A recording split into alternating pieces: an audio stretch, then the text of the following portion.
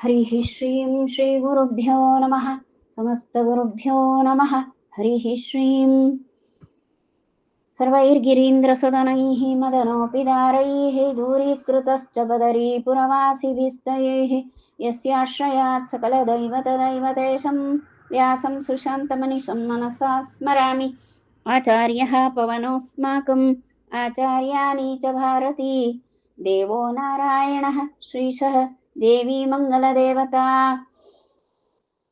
वंदे हृषीकेशमथो नृसिंहं जनार्दनं चिन्तयधीरूपेन्द्रं श्रीवामनं संस्मर विष्णुमेमि श्रीराममञ्चेहमधोक्षजं च रमानिवासोचितवासभूमिः सन्न्यायरत्नावलिजन्मभूमिः वैराग्यभाग्यो मम पद्मनाभतीर्थामृतब्धिः भवताद्विभूत्यै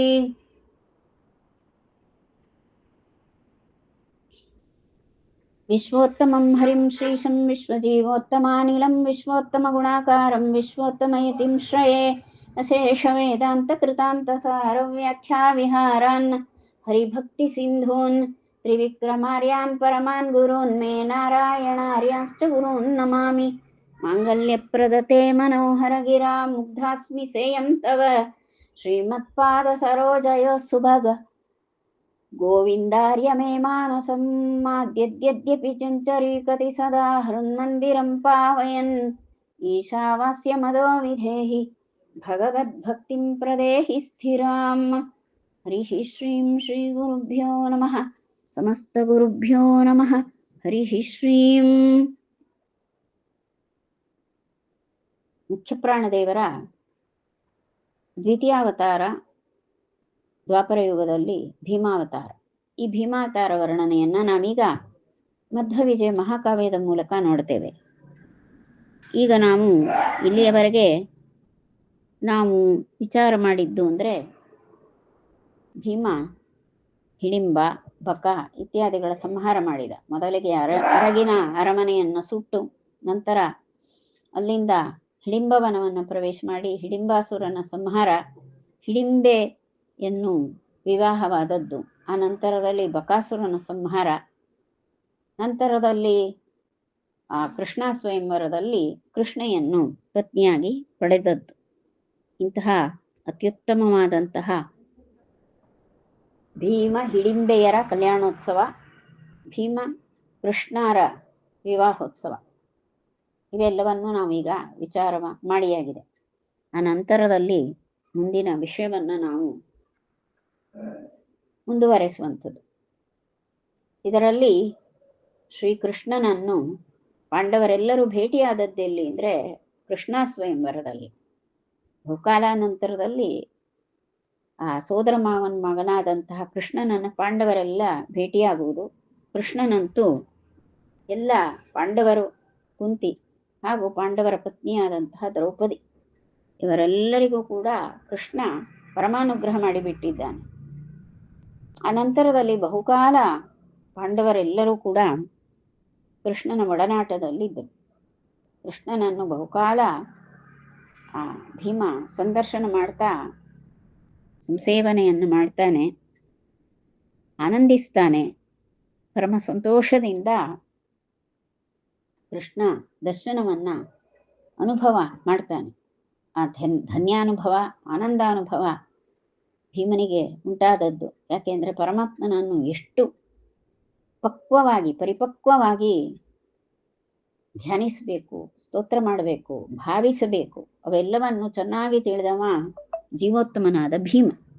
ಈ ಸಂಬಂಧಿಯಾದಂತಹ ವಿಷಯವನ್ನ ಈಗ ನಾರಾಯಣ ಪಂಡಿತಾಚಾರ್ಯರು ವರ್ಣಿಸುವಂಥದ್ದು. ಶ್ಲೋಕ 35ನೇ ಶ್ಲೋಕ. ಇಂದೀವರ ಶ್ರೀ ಜಯಸುಂದರಾಭಂ ಸ್ಮೇರಾನನೇಂದುಂ ದೈತಂ ಮುಕುಂದಂ ಸ್ವಮಾತುಲೇಯಂ ಕಮಲಾಯ ತಾಕ್ಷಂ ಸಮಭ್ಯನಂದದ್ ಸುಚಿರಾಯ ಭೀಮಃ ಎನ್ನುವಂಥ ಶ್ಲೋಕ. ಭೀಮಃ ಸಮಭ್ಯನಂದ, ಭೀಮನು ಪರಮಾನಂದ ಪಟ್ಟ, ಧನ್ಯ ಭಾವದಿಂದ ಪರಮಾನಂದ ಪಟ್ಟಮ ಭೀಮ ಅಂತ ಇದು ತಾತ್ಪರ್ಯ. ಹೇಗೆ ಅಷ್ಟು ಪರಮಾನಂದ ಉಂಟಾದದ್ದು ಹೇಗೆ ಅಂದರೆ ಕೃಷ್ಣ ದರ್ಶನದಿಂದ. ಕೃಷ್ಣ ಹೇಗಿದ್ದಾನೆ? ಇಂದೀವರ ಶ್ರೀ ಜಯಸುಂದರಾಭಂ ಅಂತ ಹೇಳ್ತಾರೆ. ಅತ್ಯಂತ ತೇಜೋಮಯನಾಗಿ, ಸುಂದರನಾಗಿ, ತೇಜೋಮಯನಾಗಿ ಇರುವನು. ಅದೆಷ್ಟು ಸುಂದರ, ಅದೆಷ್ಟು ತೇಜೋಮಯ ಕೃಷ್ಣ ಅಂದ್ರೆ ಇಂದೀವರ ಶ್ರೀ ಜೈ ಸುಂದರಾಭಂ. ಇಂದೀವರ ಶ್ರೀ ಜೈ ಅಂತ ಹೇಳ್ತಾರೆ. ಅಂದ್ರೆ ಇಂದೀವರ ಅಂದ್ರೆ ನೈದಿಲೆ ಪುಷ್ಪ, ಕುಮುದ ಪುಷ್ಪ. ಅದು ಹಗಲಿನಲ್ಲಿ ಸೂರ್ಯನ ಬೆಳಕಿಗೆ ಮುದುಡಿಕೊಂಡು ಚಂದ್ರನ ಬೆಳಕಿಗೆ ಅರಳುವಂತಹ ಕುಮುದ ಪುಷ್ಪ. ಅಂತಹ ಕುಮುದ ಪುಷ್ಪ ಅಂದ್ರೆ ಅದು ನೀಲಕಮಲ ಅಂತ ಹೇಳ್ತಾರೆ. ಜಲಪುಷ್ಪವೇ ಅದು, ಜಲಪುಷ್ಪವೇ ಚಂದ್ರನ ಬೆಳಕಿಗೆ ಅರಳುವಂಥದ್ದು ಕುಮುದ ಪುಷ್ಪ. ಅದನ್ನ ಇಂದೀವರ ಅಂತ ಹೇಳುವಂಥದ್ದು. ಇಂತಹ ಇಂದೀವರ ಅಂದ್ರೆ ನೀಲಕಮಲದ ಶ್ರೀ ಕಾಂತಿ. ಶ್ರೀ ಅಂದ್ರೆ ಶ್ರೀ ಶಬ್ದಕ್ಕೆ ಕಾಂತಿ ಅಂತ ಅರ್ಥ. 3 ಅರ್ಥಗಳು ಉಂಟು ಸ್ಥೂಲವಾಗಿ ಹೇಳುವುದಾದರೆ. ಶ್ರೀ ಅಂದ್ರೆ ಮಹಾಲಕ್ಷ್ಮಿ, ಶ್ರೀ ಅಂದ್ರೆ ಮಹಾಲಕ್ಷ್ಮಿ. ಎರಡನೆಯದು ಸಂಪತ್ತು ಅನ್ನೋ ಅರ್ಥ, ಮತ್ತೊಂದು ಕಾಂತಿ ಎನ್ನುವಂಥ ಅರ್ಥ. ಇಲ್ಲಿ ನಾವು ಕಾಂತಿ ಎನ್ನುವ ಅರ್ಥವೇ ಸಿಗ್ತದೆ. ಇಂದೀವರ ಶ್ರೀ ಅಂದ್ರೆ ಆ ನೈದಿಲೆಯ ನೀಲಕಮಲದ ಕಾಂತಿಯನ್ನು ಮೀರಿಸುವಂತಹ ಅತ್ಯಂತ ಸುಂದರವಾದಂತಹ ಕಾಂತಿಯಿಂದ ಕಂಗೊಳಿಸುವಂತಹವನು ಕೃಷ್ಣ. ಕೃಷ್ಣನ ಮೈಕಾಂತಿ ಆ ನೈದಿಲೆಯ ಕಾಂತಿ ಹಾಗೂ ಸೊಬಗನ್ನೆಲ್ಲ ಮೀರಿಸುವಂತಹ ಸೊಬಗು ಹಾಗೂ ಕಾಂತಿಯನ್ನು ಕೃಷ್ಣನ ಮೈಕಾಂತಿ ಹೊಂದಿದೆ. ಅಂತಹ ಕೃಷ್ಣನ ಮೈಕಾಂತಿ ಆಗಿದೆ ಅಂತ ಅರ್ಥ. ಸ್ಮೇರಾನನೆಂದು ಅಂತ ಹೇಳ್ತಾರೆ. ಸ್ಮೇರಾನನ ಅಂದ್ರೆ ಅದು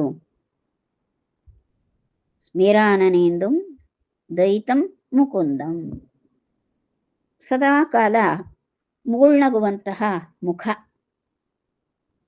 ಹೇಗೆ ಪೂರ್ಣಾಕಾರದ ಚಂದ್ರ ಸದಾ ಕಾಲ ಹೇಗೆ ಚಂದದಿಂದ ಆ ಕೃಷ್ಣ ಬಹಳ ಸುಂದರವಾಗಿ ಮುಗುಳ್ನಗೆಯಿಂದ ಕೂಡಿರ್ತಾನೋ, ಹಾಗೆ ಮುಗುಳ್ನಗೆಯಿಂದ ಕೂಡಿರುವಂತಹ ಆ ಚಂದ್ರ ಸದೃಶವಾದಂತಹ ಮುಖವುಳ್ಳವ ಕೃಷ್ಣ.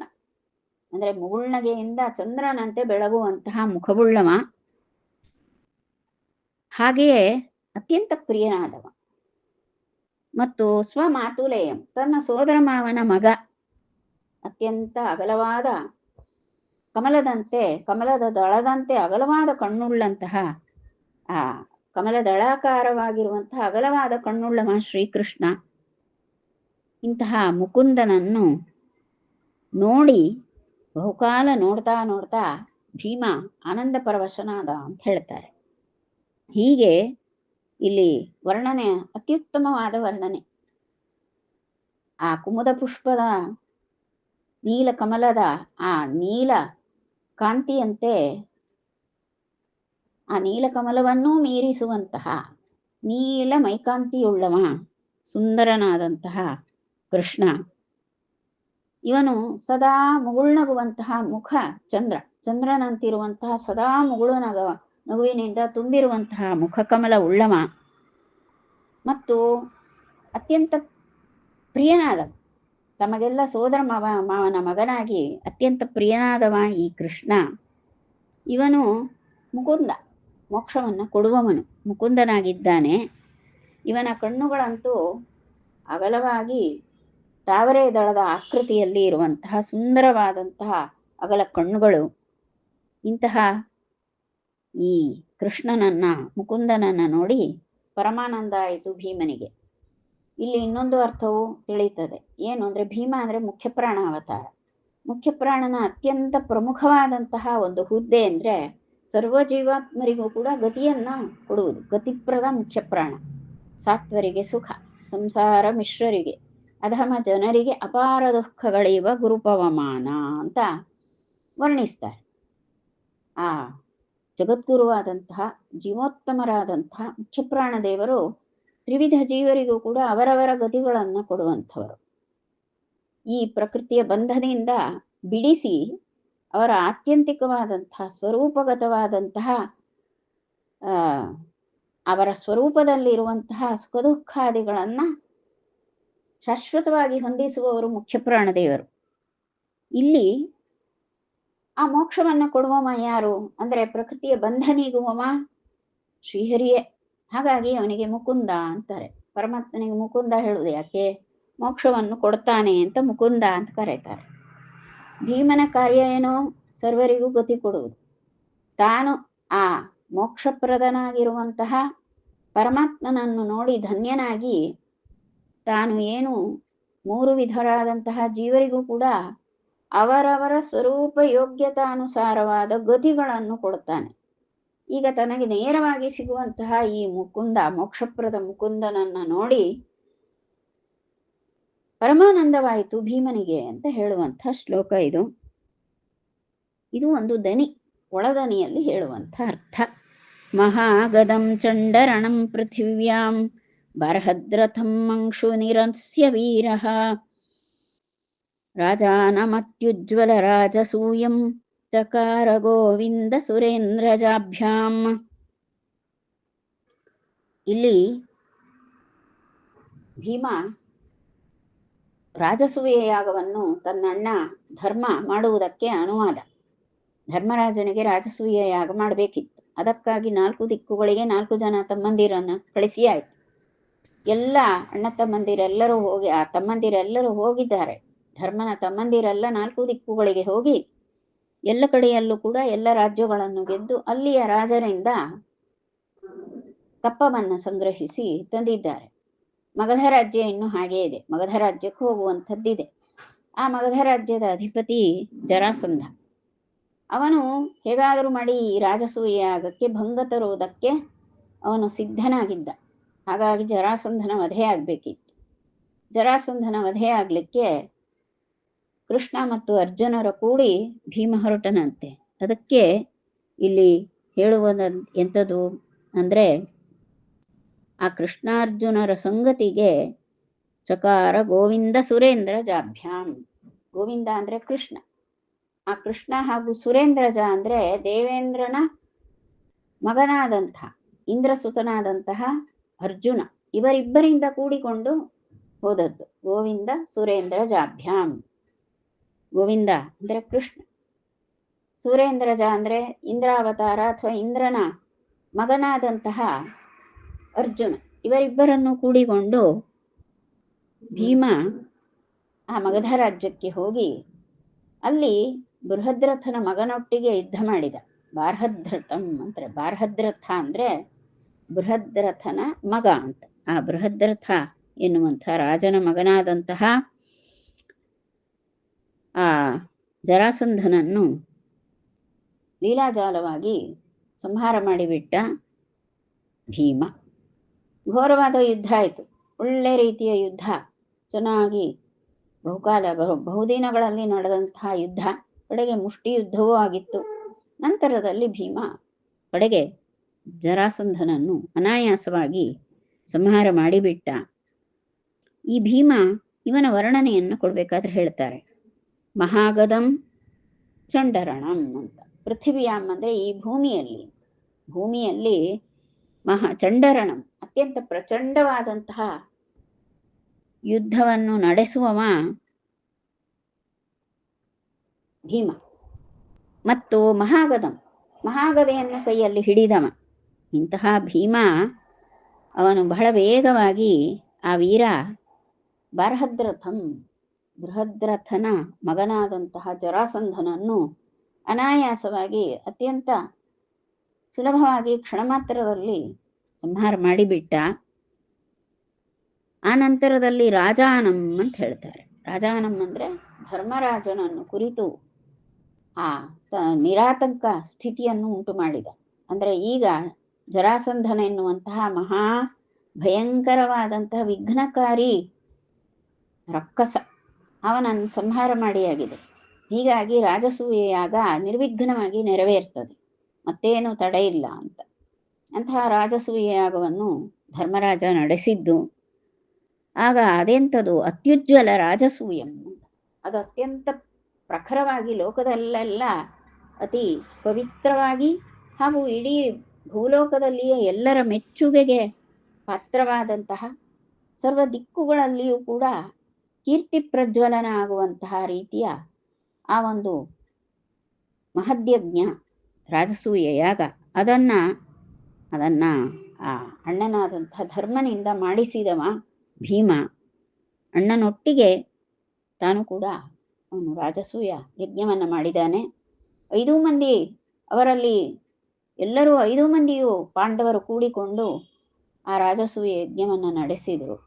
ಹಿರಿಯ ಧರ್ಮ, ಹಾಗಾಗಿ ಧರ್ಮನೇ ಆ ರಾಜಸೂಯ ಯಾಗ ಮಾಡಿದ ಎನ್ನುವಂಥ ಆ ಯಜಮಾನಿಕೆ, ಆ ಪ್ರಾಧಾನ್ಯ ಹಿರಿಯನಿಗೆ. ಹೀಗೆ ನಡೆದಿತ್ತು. ಹೀಗಾಗಬೇಕಾದ್ರೆ ಆ ತಮ್ಮನಾದಂಥ ಅರ್ಜುನ ಹಾಗೂ ಈ ಶ್ರೀಕೃಷ್ಣ ಅವರಿಬ್ಬರೂ ಸದಾಕಾಲ ಜೊತೆಗಿದ್ದಾರೆ. ನಾವು ಅನೇಕ ಮಹಾಭಾರತ ವಿಷಯಗಳನ್ನೆಲ್ಲ ನೋಡುವಾಗ ಭೀಮಾರ್ಜುನರು ಅಂತಲೇ ಹೇಳ್ತಾರೆ. ಪಾಂಡವರ ಕಥೆಯನ್ನೆಲ್ಲ ವಿಚಾರ ಮಾಡುವಾಗ ಭೀಮಾರ್ಜುನರು ಅಂತ ಹೇಳುವಂಥದ್ದು ಬಹಳ ಸಾಮಾನ್ಯವಾದ ಸಂಗತಿ. ಪದೇ ಪದೇ ಬರುವಂಥದ್ದು ಭೀಮಾರ್ಜುನರು. ಆ ಭೀಮಾರ್ಜುನರು ಯಾವಾಗಲೂ ಕೂಡ ಕೃಷ್ಣನೊಟ್ಟಿಗೆ ಅಷ್ಟು ಭಕ್ತಿಯಿಂದ ನಡೆದುಕೊಳ್ಳುವವರು. ಹೀಗೆ ಕೃಷ್ಣ ದಯೆಯಿಂದ ಜರಾಸಂಧನೆನ್ನುವಂತಹ ದುಷ್ಟನ ಸಂಹಾರ ಆಯಿತು, ರಾಜಸೂಯ ಯಾಗವು ಪೂರೈಸಿತು, ಲೋಕಕ್ಕೆಲ್ಲ ಹರ್ಷವಾಯಿತು, ಸಜ್ಜನರೆಲ್ಲ ಆನಂದಿಸಿದರು. ಹೀಗೆ ಲೋಕೋತ್ತರವಾದಂತಹ ಯಜ್ಞಾಚರಣೆಯನ್ನ ಭೀಮ ಮಾಡಿಸಿದ. ಇದು ಅತ್ಯುಜ್ವಲವಾಯಿತು. ಲೋಕದಲ್ಲಿ ಅತಿ ಉಜ್ವಲವಾದಂತಹ ಕೀರ್ತಿಯನ್ನು ಉಂಟು ಮಾಡುವಂಥದ್ದು ಈ ರಾಜಸೂಯ ಯಜ್ಞ ಅಂತ ಅತ್ಯುಜ್ವಲ ರಾಜಸೂಯಂ ಎನ್ನುವ ಮಾತಿನಿಂದ ತಿಳಿಸ್ತಾರೆ. ಇದಿಷ್ಟು ನಡೆದದ್ದಾಯಿತು. ಈ ದುರ್ಯೋಧನ, ದುಶ್ಯಾಸನ ಇವರಿಗೆ ಸದಾಕಾಲ ಪಾಂಡವರ ಮೇಲೆ ಅತಿಶಯವಾದಂತಹ ಅಸೂಯಾಪರತೆ. ಹಾಗಾಗಿ ಪಾಂಡವರನ್ನ ಬಹುವಿಧವಾಗಿ ಉಪದ್ರವಿಸಬೇಕು ಅಂತ ಯತ್ನ ಮಾಡ್ತಾ ಇದ್ರು. ಅದರಲ್ಲಿ ಒಂದು ಪಗಡೆಯಾಟ ಆಡಿ, ಪಗಡೆಯಾಟದಲ್ಲಿ ಧರ್ಮರಾಜ ಸೋತಾಗ, ಅಲ್ಲಿ ದ್ರೌಪದಿಯನ್ನು ಪಣವಾಗಿಟ್ಟು ಸೋತಾಗ ಆ ದ್ರೌಪದಿಯನ್ನ ಸ್ತ್ರೀಯರು ಇರುವ ಅಂತಃಪುರದಿಂದ ದುಶ್ಯಾಸನ ಅವಳ ಮುಡಿಯನ್ನು ಹಿಡಿದು ರಾಜಸಭೆಗೆ ಎಳೆದುಕೊಂಡು ಬರ್ತಾನೆ. ಹೀಗೆ ಆ ದುಶ್ಯಾಸನನಿಂದ ಭೀಮನ ಪ್ರಿಯಾಯ, ತನ್ನ ಪ್ರಿಯೆಯಾದಂತಹ ಆ ದ್ರೌಪದಿಯ ತುರುಬಿನ ಕೂದಲೆಲ್ಲ ಚೆಲ್ಲಾಪಿಲ್ಲಿ ಆಯಿತು. ಅದನ್ನು ಇಲ್ಲಿ ಹೇಳ್ತಾರೆ, ದುಶ್ಯಾಸನೇನ ಆಕುಲಿತಾನ್ ಪ್ರಿಯಾಯ ಸೂಕ್ಷ್ಮಾನ್ ಅರಾಲಾನ್ ಅಂತ. ಅಸಿತಾನ್ಶ್ಚ ಕೇಶಾನ್. ದ್ರೌಪದಿಯ ನೀಳವಾದಂತಹ ದಟ್ಟ ಕಪ್ಪು ಮುಡಿ ಅದನ್ನ ಸೆಳೆದು ಅದನ್ನೆಲ್ಲ ಕೆದರಿಸಿದ ದುಶ್ಯಾಸನ. ಆ ನೀಳವಾದಂತಹ ದಟ್ಟವಾದ ದ್ರೌಪದಿಯ ಕಪ್ಪು ಮುಡಿಗಳನ್ನ ಹಿಡಿದು ಅದನ್ನೆಲ್ಲ ಕೆದರಿ ಸಭೆಗೆ ಎಳೆತಂದ ದ್ರೌಪದಿಯನ್ನ. ಈಗ ಭೀಮ ಆ ಕೂಡಲೇ ಈ ವೈರಿಯಾದಂತಹ ವೈರಿಜನಸ್ಯ ಜಿಘಾಂಸಯ, ಈ ವೈರಿಗಳಾದಂತಹ ದುರ್ಯೋಧನಾದಿ ಸಮಸ್ತರು ಕೂಡ, ಆ ದುಶ್ಯಾಸನ ಇತ್ಯಾದಿಗಳು ಎಲ್ಲರೂ ಕೂಡ ಈ ಒಂದು ಅಕಾರ್ಯ ಮಾಡಬಾರದ ಅಕಾರ್ಯವನ್ನ ದುಶ್ಯಾಸನ ಮಾಡುವಾಗ ಎಲ್ಲರೂ ಸುಮ್ಮನಿದ್ದಾರೆ. ಎಲ್ಲರೂ ಒಂದು ರೀತಿ ಪ್ರೋತ್ಸಾಹವನ್ನೇ ಕೊಡ್ತಾ ಇದ್ದಾರೆ. ಅದಕ್ಕೆ ಆ ದುಶ್ಯಾಸನನನ್ನ ಕೊಲ್ಲುವ ಇಚ್ಛೆ ಉಳ್ಳವನಾದ ಈ ಯಾವ ಭೀಮ, ಅದಕ್ಕೆ ಕೃಷ್ಣ ಸರ್ಪಾನಿವ ಸಂಚಿಕಾಯ ಅಂತ ಹೇಳ್ತಾರೆ. ಅದೇ ರೀತಿಯಾಗಿ ಈ ತೀಕ್ಷ್ಣ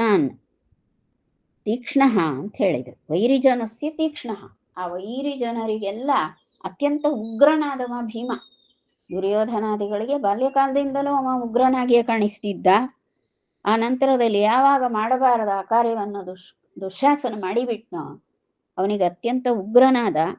ಹಾಗೂ ಆ ನಂತರದಲ್ಲಿ ಮುಂದೆ ಆ ದುಶ್ಯಾಸನನ ಸಂಹಾರ ಮಾಡಿ ಈ ಒಂದು ದ್ರೌಪದಿಯ ಮುಡಿಯನ್ನು, ಆ ಎಲ್ಲ ಚದುರಿ ಹೋದಂತಹ ಆ ದ್ರೌಪದಿಯ ತಲೆಗೂದಲನ್ನು ಮತ್ತೆ ತಾನು ಕೊಟ್ಟುವುದು ಎನ್ನುವಂತಹ ಒಂದು ಕಾರ್ಯವನ್ನ ಮಾಡಿದ. ಯುದ್ಧ ಭೂಮಿಯಲ್ಲಿ ಹಾಗೆ ಮಾಡಿದ ಅಂತರ್ಥ. ಭವಿಷ್ಯದಲ್ಲಿ ಆ ಕುರುಪಾಂಡವರ ಯುದ್ಧ ಕುರುಕ್ಷೇತ್ರದಲ್ಲಿ ನಡೆದದ್ದು. ಆ ಸಂದರ್ಭದಲ್ಲಿ ದುಶ್ಯಾಸನನ ವಧೆಯನ್ನು ಮಾಡಿ ನಂತರದಲ್ಲಿ ದ್ರೌಪದಿಯ ಆ ತಲೆಗೂದಲನ್ನೆಲ್ಲ ಒಟ್ಟು ಮಾಡಿ ಅವ ತುರುಬು ಕಟ್ಟಿದ ಅಂತ. ಹೀಗೆ ಅಲ್ಲಿಯವರೆಗೆ ದ್ರೌಪದಿಯ ಹರಡಿ ಹೋದಂತಹ ಕೂದಲನ್ನು ಹಾಗೆ ಇಟ್ಟುಕೊಂಡವಳು. ಅವಳ ಕೂದಲನ್ನೆಲ್ಲ ತಲೆಗೂದಲನ್ನೆಲ್ಲ ಒಟ್ಟು ಮಾಡಿ ಅವನು ತುರುಬು ಕಟ್ಟಿದ್ದು ಹೌದು ಭೀಮ. ಈ ರೀತಿಯ ಮಹಾ ಮಹಾ ಮಹಾ ಒಂದು ಮಹತ್ಕಾರ್ಯ ದುಷ್ಟ ನಿಗ್ರಹ ಕಾರ್ಯವನ್ನ ಭೀಮ ನಡೆಸಿದ ಅಂತ ಹೇಳ್ತಾರೆ. ಮುಂದೆ ಹೇಳುವಾಗ ಜ್ವಾಜ್ವಲ್ಯಮಾನಸ್ಯ ವನೇ ವನೇಲಂ ದಿಧಕ್ಷತಃ ಪಾರ್ಥಿವ ಸಾರ್ಥಮುಗ್ರಂ ಸತ್ವಾನಿ ಪುಂಸಾಂ ಭಯದಾನಿ ನಾಶಂ ಋಕೋದರಾಗ್ನೇಃ ಗುರು ತೇಜಸಾಪುಹು ಎನ್ನುವಂಥ ಶ್ಲೋಕ. ಈ ಶ್ಲೋಕದಲ್ಲಿ ವನೇ ವನೇ ಅಂತ ಹೇಳ್ತಾರೆ. ಇದರಲ್ಲಿ ಒಂದಷ್ಟು ವಿಷಯ ಉಂಟು. ಈ ಪಾಂಡವರು ಹಸ್ತಿನಾವತಿಯಿಂದ ರಾಜ್ಯಭ್ರಷ್ಟತೆಯನ್ನು ಹೊಂದಿ ಎಲ್ಲರೂ ಕಾಡು ಸೇರಿದರು. ವನವಾಸ ಪ್ರಾರಂಭ ಆಯಿತು. ಆ ವನವಾಸ ಪ್ರಾರಂಭ ಮಾಡುವಾಗ ಅಲ್ಲಿ ಅನೇಕ ವನದಲ್ಲಿ ಸೊಬಗು ಉಂಟು, ಭಯವೂ ಉಂಟು. ಹಾಗೆ ಆ ವನಗಳಲ್ಲಿ ಅನೇಕ ಜನ ಅನೇಕ ರೀತಿಯ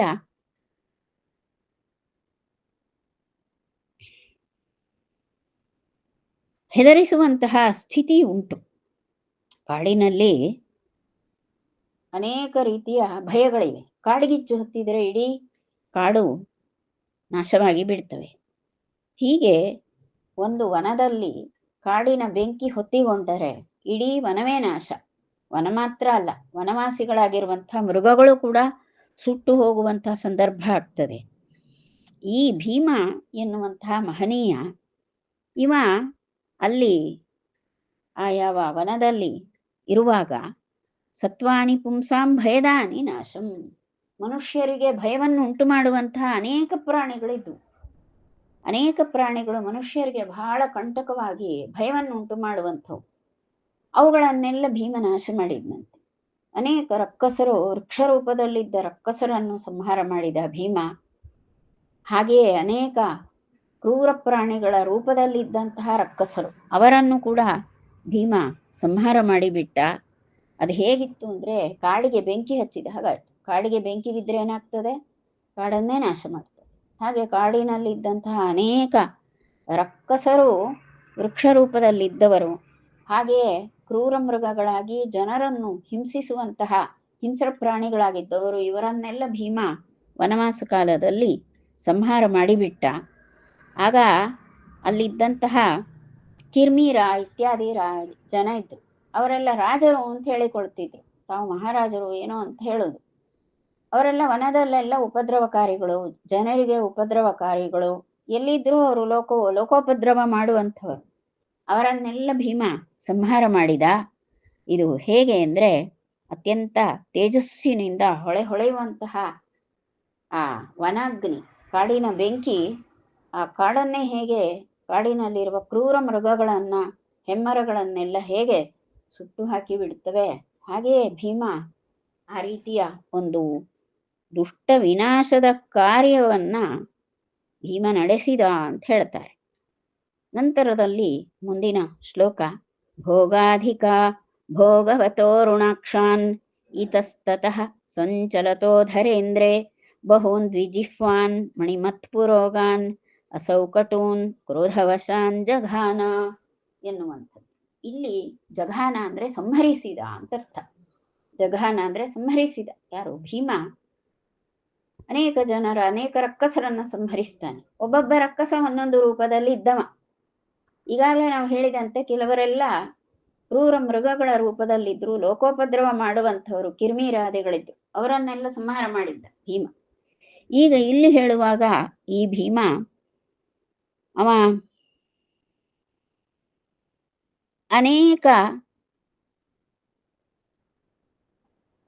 ಅನೇಕವಾದಂತಹ ವಿಷಸರ್ಪಗಳು. ಯಾವ ವಿಷಸರ್ಪಗಳು? ಅವರಿಗೆ ಕ್ರೋಧವಶರು ಅಂತ ಹೆಸರು. ಕ್ರೋಧವಶರೆನ್ನುವ ರಕ್ಕಸರು ಇವರು ಈ ಪಾಂಡವರು ವನವಾಸ ಮಾಡುವಂತಹ ಸಂದರ್ಭದಲ್ಲಿ ಕಾಣಸಿಕ್ಕರು.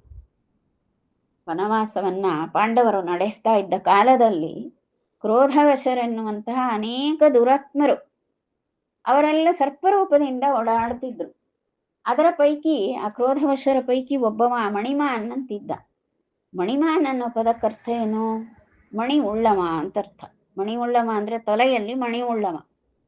ಯಾರದು? ಸರ್ಪ ಆಗಿರ್ತದೆ. ಸರ್ಪಕ್ಕೆ ತನ್ನ ಹೆಡೆಯ ಮೇಲೆ ಒಂದು ಮಣಿ ಇರ್ತದಂತೆ. ಅದನ್ನ ನಾಗಮಣಿ ಅಂತ ಕರೀತಾರೆ. ಆ ನಾಗಮಣಿ ಅನ್ನೋ ಹೆಸರು ಪ್ರಸಿದ್ಧವಾದದ್ದು. ಅಂತಹ ಮಣಿಯನ್ನು ಹೊಂದಿದ ನಾಗಕ್ಕೆ ಏನ್ ಹೆಸರು? ಮಣಿಮಾನ್, ಮಣಿ ಉಳ್ಳದ್ದು ಅಂತ ಹೆಸರು. ಒಬ್ಬ ರಕ್ಕಸ ಇದ್ದ, ಅವನು ಸರ್ಪರೂಪದಲ್ಲೇ ಅಡ್ಡಾಡ್ತಿದ್ದ. ಅವನು ಅರುಣಾಕ್ಷ ಅನ್ನಂತ ಹೇಳ್ತಾರೆ. ಅವರು ವನವಾಸ ಮಾಡಿ ತಿರುಗಾಡುವ ಸಮಯದಲ್ಲಿ ಪರ್ವತ ಪ್ರದೇಶ, ಆ ಪರ್ವತ ಪ್ರದೇಶ ಧರೇಂದ್ರೆ ಅಂತ ಹೇಳಿದ್ರು. ಧರೇಂದ್ರೆ ಅಂದ್ರೆ ಅಲ್ಲಿ ಇದ್ದಂತಹ ಅನೇಕ ಪರ್ವತ ಪ್ರದೇಶ. ಆ ಪರ್ವತ ಪ್ರದೇಶಗಳಲ್ಲಿ ಅನೇಕ ಸರ್ಪಗಳು ಇಲ್ಲಿಂದ ಅಲ್ಲಿ ಅಲ್ಲಿಂದ ಇಲ್ಲಿ ಹರಿದಾಡ್ತಾ ಇದ್ವು. ಎಲ್ಲವೂ ಕೂಡ ಅತ್ಯಂತ ಸ್ವಲ್ಪ ಸಣ್ಣ ಗಾಳಿ ಜೋರಾಗಿ ಬೀಸಿದ್ರು ಕೂಡ ಕೋಪಗೊಂಡು ಭುಸ್ಗುಳವು. ಹಾಗೆ ಮಹಾ ಸಿಟ್ಟಿನಿಂದ ಇರುವಂಥದ್ದು ಸರ್ಪ ಜಾತಿ. ಅದು ಯಾವಾಗ್ಲೂ ಸ್ವಲ್ಪ ಸಣ್ಣ ಪುಟ್ಟ ನನಗೇನೋ ಅಪಾಯ ಉಂಟಾಗ್ತದೆ ಅಂದ್ರೂ ಭುಸ್ಕುಟ್ಕೊಂಡು ಬರ್ತವೆ. ಹೌದಾ? ಇದು ಸರ್ಪಗಳ ಮುಖ್ಯ ಗುಣ. ಇವು ಮಹಾವಿಷಕಾರಿ ಸರ್ಪಗಳು ಪರ್ವತ ಪ್ರದೇಶದ ಆ ವನದಲ್ಲಿ ಓಡಾಡ್ತಾ ಇವೆ, ಸಂಚರಿಸ್ತಾ ಇವೆ. ಇವು ದ್ವಿಜಿಹ್ವಾನ್ ಅಂದ್ರು, ಅಂದ್ರೆ ಬಹೂನ್ ದ್ವಿಜಿಹ್ವಾನ್, 2 ನಾಲಿಗೆ ಉಳ್ಳದ್ದು ಸರ್ಪಗಳು. ಅವು ಬಹಳ ಕಟೂನ್, ಬಹಳ ಕ್ರೂರವಾದಂತಹ ವಿಷವುಳ್ಳ ಸರ್ಪಗಳು ಅವು. ಅವು ಮಣಿಮತ್ ಪುರೋಗಾನ್, ಆ ಮಣಿಮಾನ್ ಇತ್ಯಾದಿ ಹೆಸರು ಉಳ್ಳಂತಹ ಅದೇ ರೀತಿಯಾದ ಸರ್ಪಗಳು. ಅವೆಲ್ಲವೂ ಅಲ್ಲಿ ಉಪದ್ರವಕಾರಿಯಾಗಿ ಓಡಾಡ್ತಾ ಇದ್ದು. ಅವುಗಳನ್ನೆಲ್ಲ ಭೀಮ ಒರೆಸಿ ಕೊಂದೇ ಬಿಟ್ಟ ಅಂತ ಹೇಳ್ತಾರೆ. ಅವರನ್ನೆಲ್ಲ ಜಘಾನ, ಭೀಮ ಅವರನ್ನೆಲ್ಲ ಸಂಹಾರ ಮಾಡಿ ಆಯ್ತು. ಅದರಲ್ಲಿ ಒಬ್ಬನ ಹೆಸರು ಮಣಿಮಾನ್ ಅಂತಿತ್ತು. ಅವನನ್ನು ಸಂಹಾರ ಮಾಡಿದ. ಅವ ಮಹಾದುಷ್ಟ ಕಲಿಪರಿವಾರದಲ್ಲಿ ಪ್ರಮುಖನಾದವನು ಮಣಿಮಾನ್ ಎನ್ನುವಂತಹ ರಕ್ಕಸ. ಅವನಲ್ಲಿ ಸರ್ಪರೂಪದಿಂದ ಇದ್ದ. ಈ ಅನೇಕ ಸರ್ಪಗಳು, ಅನೇಕ ದುರಾತ್ಮರೆಲ್ಲರೂ ಕೂಡ ಕಲಿಪರಿವಾರದವರೆಲ್ಲ ಕ್ರೋಧವಶರು ಅನ್ನೋ ಹೆಸರಿನಲ್ಲಿ ಆ ವನಪ್ರದೇಶದಲ್ಲಿ, ಪರ್ವತದ ವನಪ್ರದೇಶದಲ್ಲಿ ಅವರು ಅಡ್ಡಾಡ್ತಾ ಇದ್ರು. ಭೀಮ ಹೋದದ್ದಾದ್ರು ಯಾಕೆ ಅಲ್ಲಿ ಅಂದ್ರೆ ಸೌಗಂಧಿಕ ಪುಷ್ಪವನ್ನು ತರಲಿಕ್ಕೆ. ಒಂದು ದಿನ ಈ ವನಪ್ರದೇಶದಲ್ಲಿ ಇರುವಾಗ, ಪಾಂಡವರು ವನವಾಸ ಮಾಡುವಾಗ ದ್ರೌಪದಿ ಸಮೀಪಕ್ಕೆ ಒಂದು ಪುಷ್ಪ ಹಾರಿ ಬಂತು ಗಾಳಿಯಲ್ಲಿ. ಅತ್ಯಂತ ಸುಂದರ ಸುಗಂಧಪೂರ್ಣವಾದ ಪುಷ್ಪ. ಇಂಥ ಪುಷ್ಪಗಳು ಮತ್ತೂ ಬೇಕು, ಇದ್ರೆ ಚಂದ ಆಗಿತ್ತು ಅಂತ ದ್ರೌಪದಿ ಹೇಳಿದ್ಲು. ನಾ ತಂದು ಕೊಡ್ತೇನೆ. ಯಾವ ದಿಕ್ಕಿನಿಂದ ಬಂದದ್ದು? ಈ ದಿಕ್ಕಿನಿಂದ. ಆ ದಿಕ್ಕಿಗೆ ಹೋಗ್ತೇನೆ ಅಂತ ಭೀಮ ಹೋಗಿ ಆ ಹಾದಿಯಲ್ಲಿ ಹೋಗುವಾಗ ಸಿಕ್ಕ ಪರ್ವತ, ಆ ಪರ್ವತದಲ್ಲಿರುವಂತಹ ವನ, ಆ ವನದಲ್ಲಿ ಸಂಚರಿಸುವ ಈ ಕ್ರೋಧವಶರೆನ್ನುವಂತಹ ರಕ್ಕಸರೇ ಎಲ್ಲರೂ ಕೂಡ ಸರ್ಪರೂಪದಿಂದ ಇರುವವರು, ಕಲಿ ಪರಿವಾರದ ದುರಾತ್ಮರು. ಅದರಲ್ಲಿ ಪ್ರಮುಖ ಮಣಿಮಾನ್ ಎನ್ನುವಂತಹ ದುರಾತ್ಮ, ಕಲಿಯ ಪರಿವಾರದವ, ಆ ಮಹಾ ದುಷ್ಟವ. ಅವನೆಲ್ಲ ಓಡಾಡ್ತಿದ್ದ. ಎಲ್ಲರನ್ನೂ ಕೂಡ ಭೀಮ ಸಂಹಾರ ಮಾಡಿದ್ದಾಯಿತು. ಹೀಗೆ ಲೋಕದಲ್ಲಿ ಈ ಒಂದು ಕ್ರೋಧಪೂರ್ಣವಾಗಿ ಲೋಕೋಪದ್ರವಗಳ ಉಂಟು ಮಾಡುವಂತಹ ಮಹಾ ದುರಾತ್ಮರಿದ್ದಾರೆ. ಅವರು ಯಾವ ರೂಪದಲ್ಲಿದ್ದರೂ ಭೀಮ ಯಾರನ್ನೂ ಕೂಡ ಬಿಡದೆ ಸಂಹರಿಸಿದ. ಇಂತಹ ದುಷ್ಟ ನಿಗ್ರಹ ಕಾರ್ಯವನ್ನು ಬಹಳ ನಿಪುಣನಾಗಿ ನಮ್ಮ ಭೀಮ ನಡೆಸಿದ್ದು. ಇನ್ನು ಮುಂದೆ ನೋಡುವ. ಬ್ರಹ್ಮಾರ್ಪಣಮಸ್ತು.